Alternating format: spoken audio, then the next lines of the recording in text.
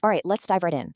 Welcome back to today's explainer. Today we're jumping into part 17 of our revenue cycle management training, and we are focusing on how to successfully handle and, more importantly, overturn those dreaded timely filing limit expired denials. If you spend any time in medical billing, you know exactly what I'm talking about. It can feel like hitting a total brick wall, but today we're going to give you the sledgehammer. Here is our agenda for today. We'll cover what are TFL denials, the root causes of CO29, our resolution workflow and scenarios, proof of timely filing, an AR caller note template, and finally, a knowledge check.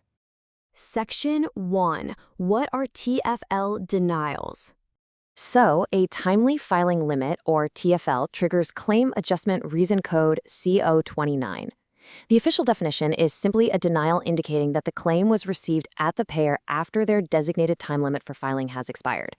Now, when a newer biller sees CO29, it feels pretty final. It kind of feels like game over.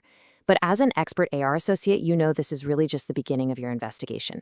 Payers make mistakes, clearinghouses have delays, and it's our job to find the actual truth behind the timeline. Section 2. Root causes of CO29. To successfully overturn a CO29 denial, you've got to break the illusion that all TFL denials are exactly the same. There are really two distinct realities here. First, we have a situation where the original claim was genuinely submitted late by the healthcare provider. Maybe there was a coding delay or some system glitch on our end, but we simply missed the payer's strict deadline. But then we have the second scenario, and this is where you can win your money back. The claim was originally submitted on time, well within the deadline, but it was received and processed late by the payer. This happens all the time due to clearinghouse issues or payer system backlogs. Identifying which camp your denial falls into absolutely dictates your entire strategy moving forward. Section 3. Resolution workflow and scenarios. Before you even think about picking up the phone to call a payer, the very first question you must ask yourself and verify in your billing system is this.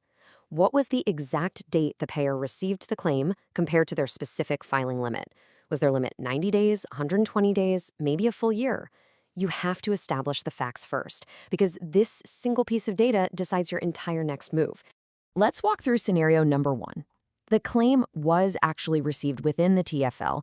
If you check your system and see the claim was indeed received by the payer within their limit, your workflow is beautifully simple. You call the payer, you politely point out the received date they have on file, and you request that the representative send it back for direct reprocessing. That's it. No appeal necessary.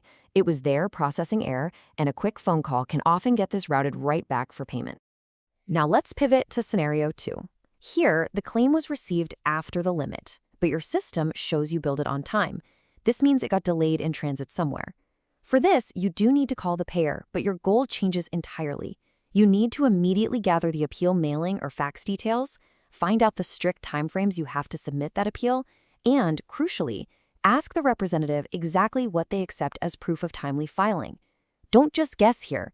Ask them specifically what their system requires. Getting this wrong means an automatic second denial, so precision is everything. And then we have scenario 3. You check the system, and unfortunately, the claim was actually billed late by your team, and no valid proof exists to say otherwise.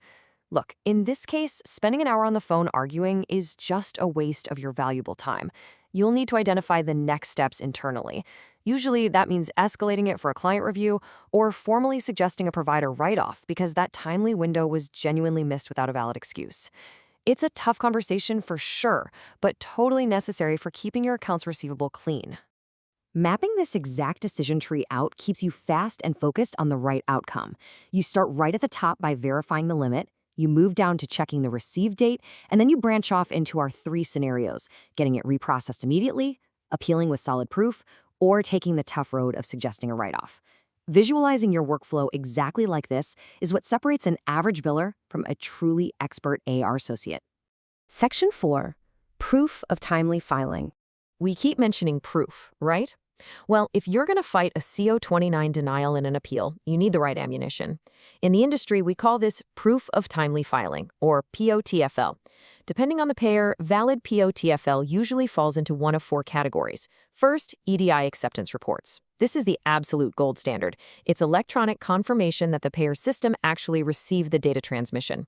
Second, clearinghouse status logs. These are the audit trails proving your system sent it out on time. Third, if you're still dropping paper claims, certified mail receipts with postal tracking are a must. And finally, primary EOBs. This is vital when you're dealing with secondary billing. The primary payer's EOB proves you started the billing process in a timely manner. So, the main takeaway? Literally never send an appeal for CO29 without one of these attached. Section 5. AR Caller Note Template. To keep your workflow efficient and compliant across your entire team, you need a standardized AR Caller Note template for these specific scenarios. This genericizes all the proprietary details, but perfectly captures the critical data. It tells the story of the claim in seconds. You've got your date of service, submission dates, the specific payer and rep's name, the normal TLFL window, and the exact appeal address and timeframe. Using a strict template like this means if you go out on vacation, any other AR associate can pick up your account and know exactly what to do next without duplicating any of your hard work. Section 6. Knowledge check. All right, let's test your retention on this workflow with a quick knowledge check. Question 1. What is the standard claim adjustment reason code for a time limit expiration?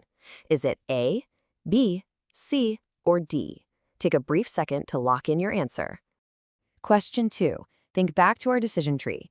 In scenario 1, if you verify the claim was actually received by the payer within their timely filing limit, what is your immediate next step?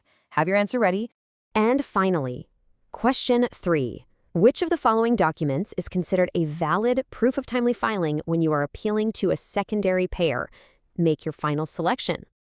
Okay, let's see how you did. For question 1, the code is indeed B, CO29. For question 2, if it was received on time, your action is C, call the payer and request direct reprocessing. Don't waste time appealing if you don't have to. And for question 3, you should always use B, the primary EOB, as proof of timely billing when appealing to a secondary payer. A handwritten note definitely won't get you very far. Remember, a TFL denial is rarely the end of the road. If you follow the decision tree, verify your dates, and secure your solid proof of timely filing, you can absolutely overturn these and protect your provider's revenue. So the next time you see a CO29 denial pop up on your screen, will you just see a dead end, or will you see an opportunity to recover lost revenue that others might just give up on? Share and subscribe for free courses on Decode Healthcare with Harshal.